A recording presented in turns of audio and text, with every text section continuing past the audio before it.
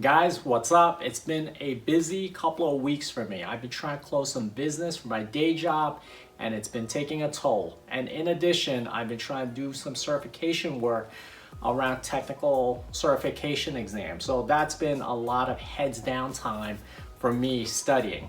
But I am back and I want to share some information with you as we are kicking off the summer. So first, hope everyone had a great Memorial Day weekend, some barbecuing, some family, and some get-togethers.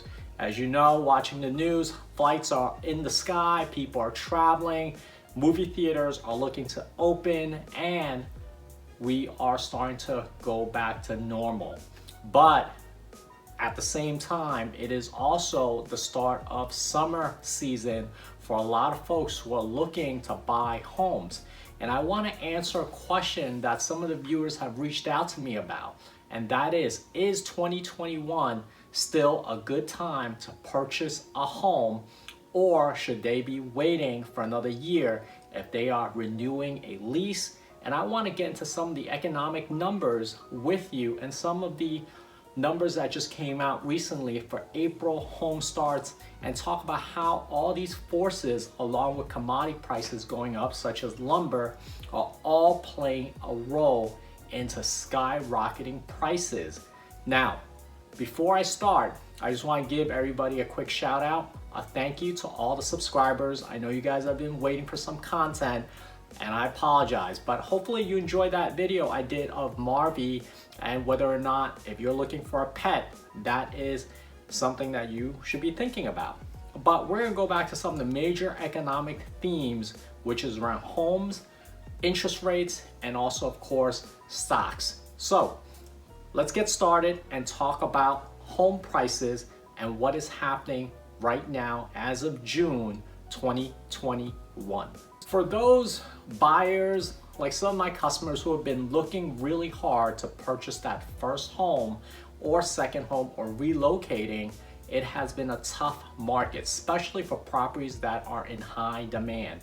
A lot of places, new constructions have been almost sold out, if not already spoken for in terms of the plots of land. Now, I want to talk about why that is the case.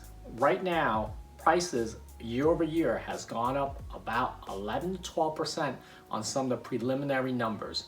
I know we're all going to get different ranges, but it's up anywhere between 11 to 13% this year from a year to year basis. There's also some additional prediction that this pricing will go up another 10% for the second half of the year. But a lot of folks right now are looking for homes because they're either relocating for a new school district or other things. This is the start of a really heavy buying season.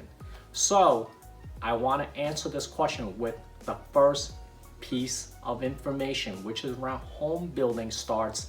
And this is what happened in April. % month to month. Single family starts were down 13%. And a lot of it has to do with these material costs and pressures and supply chain that we've been talking about. As of May, the numbers for April that came in show that there was a decrease of 13%. And the reason you may be asking, why are home builders holding off on building homes when there is still such a high demand for their products? People are still looking all over for homes, and resale properties in terms of inventory has been very, very low. So you may be asking, what in the world is going on? And the answer for that is around lumber prices. With lumber, you can't get lumber. How about that? Copper prices, all-time highs. The price dynamic just doesn't make sense. Lumber makes a good part of a lot of the material that go into new homes.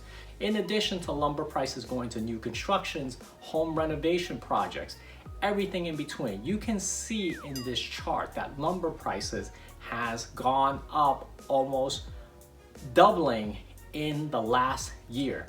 This is some insane type of increase. No one would think when COVID first hit that there would be such a high demand for lumber prices, commodity prices, and all these things that's going into construction.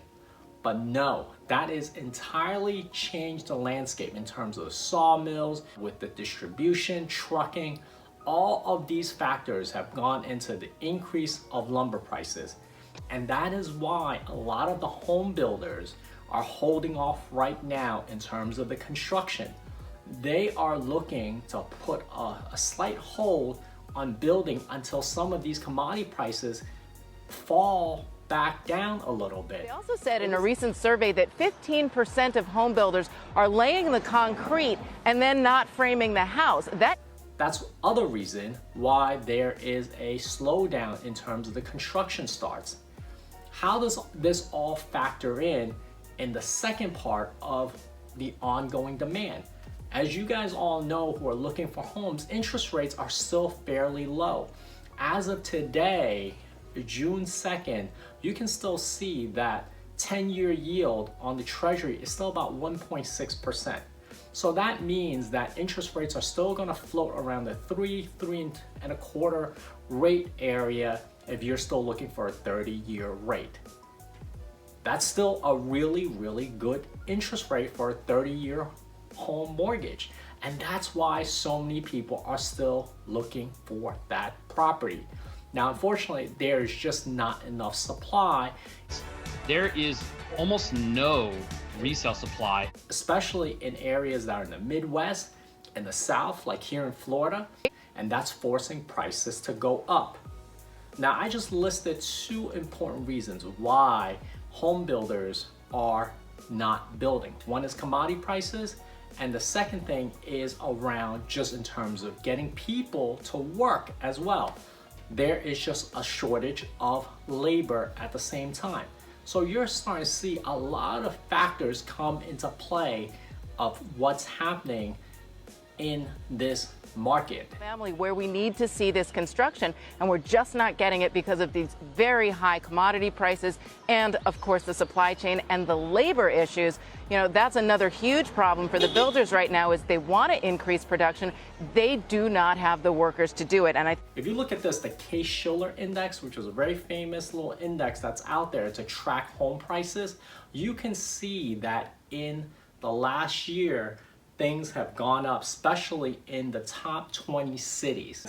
All this points to just increasing prices for the remainder of 2021. But what's happening is a lot of the COVID relief programs are coming to an end at the end of this month. You're gonna start seeing some potential foreclosures, forgiveness programs ending. With the ending of these programs, you're gonna probably see more inventory float into the market over the next 2 quarters. So by the time December, January rolls around, January 2022, you will start probably seeing more inventory. And at the same time, as you are following, the Fed is thinking about ending their easy money policy. It means that interest rates is going to go up in the near future. It may take a couple of quarters for that to happen. So rates may climb from 3 to 3.5, maybe 3 3/4 at that time by the end of the year. I'm not predicting interest rates to go up that much, but the market is seeing high inflation at the present time. And with that, interest rates are going to go up. All these factors from interest rates, increase in the number of potential inventories coming into the market due to foreclosure, you're gonna see prices leveling out a little bit. Now, if you have an opportunity to rent for another year to see how prices level out, material costs start to level out and fall a little bit, lumber prices will eventually go down. But with the housing market continuing to, it's gonna help ease the situation. If you can find a great property and that you're not gonna be paying a sky high type of pricing for, then by all means, now's a great time to buy. But if you have some flexibility, I would hold off and see how inventory shapes out over the next 12 months and interest rates as well, so that you can get a better deal.